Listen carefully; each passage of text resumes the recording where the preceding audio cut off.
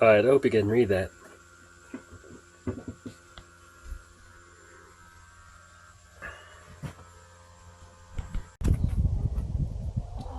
Okay guys, so do some electriculture today. I made this out of copper wire. This is supposed to mimic some grass in the fields,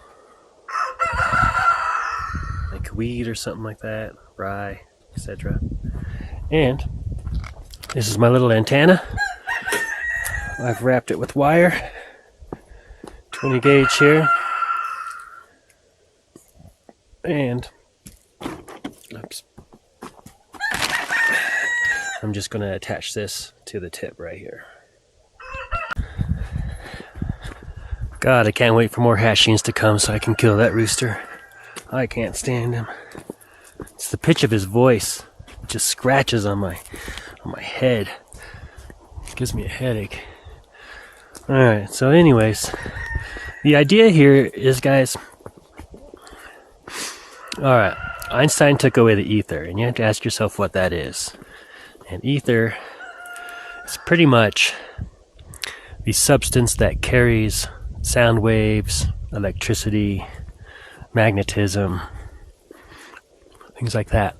And if you're at sea level, like that diagram just showed you, it's 100 volts per square meter, or per meter squared. And it goes up every meter, it doubles. Well, it doesn't double, it adds a 100 volt. Now being up here at 8,000 feet should be a bit more charge, but I'm in the dip here and I don't want to make my antenna too big to attract electricity and strike my pondies. Now the idea is that the earth is negative, it's feminine, it's magnetic. The sky is male, it's positive, it's electricity. And just like your battery, you should be able to, make a circuit out of it in order to withdraw electricity. Now it is very minor, but that is how trees and plants get the nutrients they need out of the soil.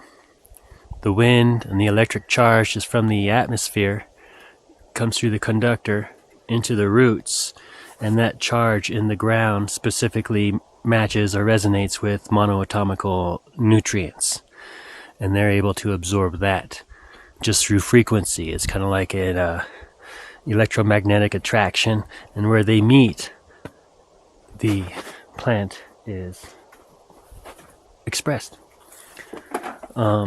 It works that way with all plants, and I would really like to see some experiments done with different shapes of leaves and which plant draws the most energy out of the ether. Basically just harmonizing or resonating with certain frequencies. And that's why I think shape has a lot to do with it, and I've done experiments with that, but this is something slightly different. So here's one I've already set up. Hope you can see that. And I've wired it all the way down here. And I got, this is a 14-pound wire. The top is like 4 pound. And this is 20-pound wire because peas and beans and things, they get real heavy. Anyways, it runs all the way through here. It connects with, I need to wrap that again. Connects with both of these.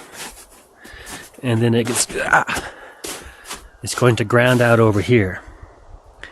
And this is going to slowly magnetize the soil and bring in the feminine energy. It's going to charge the magnetism of the local soil, which would make the plants healthier and stronger. And this kind of reason is why when you're planting food, you want to always plant in the ground. Some people have raised beds and they're 2 or 3 feet off the ground and they're completely insulated against the charge of the earth, the magnetism of the earth. So you could even just run a wire down to the earth to ground it. And kind of like a human. Humans walk around in rubber soles, and they got rubber wheels and they got rubber underneath the carpet, and they're never in touch with the earth. And so they lose their charge like a battery and become sickly.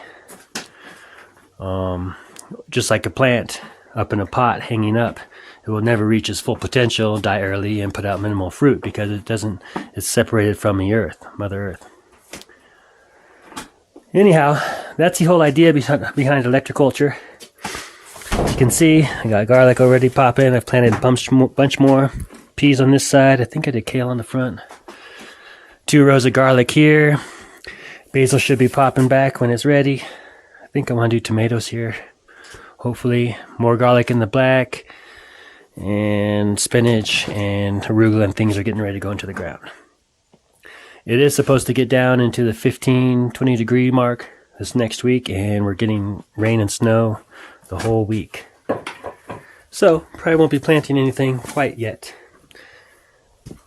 But I'm just trying to get these trellises and these passive antennas up. I'm going to mount this one up on the high mark right there. Hopefully it won't attract electricity or lightning. And I'll get some super duper veggies. So anyways, that's electriculture. Hey, don't eat the copper. You should check it out. Lots of experiments have been done with it. And I've done some more, and I might show you those in the future. But until then, happy spring. Get growing. Probably going to be a bank run this week. And huge devaluations. So no better time than now to grow your food. Alright, me and Seal will say, oh wait, and look, this is kale, and it has been under snow and whatnot all winter long, and it'll come up and it'll flower right away for seed stock. Looks like I still got some carrots alive in here. They'll be flowering here soon for seed stock. And it's just one of my big chard plants that I left for seeds. And for some reason, birds don't eat them. Or haven't eaten them, so...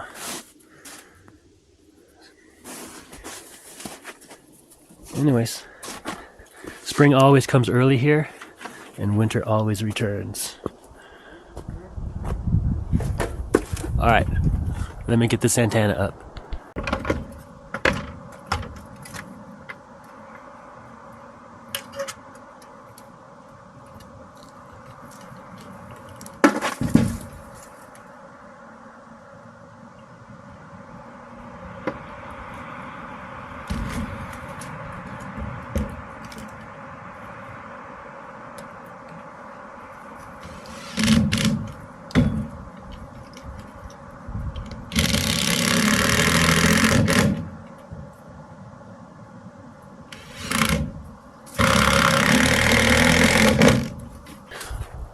Alright, there he is. There they are. So all I gotta do now is just attach this one. Electroshock therapy. Also, something like that, see how it can't discharge? It's just going to collect static charge. If they create enough of them, that is what's called St. Elmo's fire. Because it'll start to glow and then shoot off little electric bolts. Kind of like the black rock over there in Israel, I think. And supposedly underneath it is some sort of magnetic stone that collects charge, which is why they sealed it off with a black box. You know, the one that they all spin around for the Muslims. Anyways, that's it. Hopefully I'll quit working enough soon and we can go get some more gold. Until that time, cheers.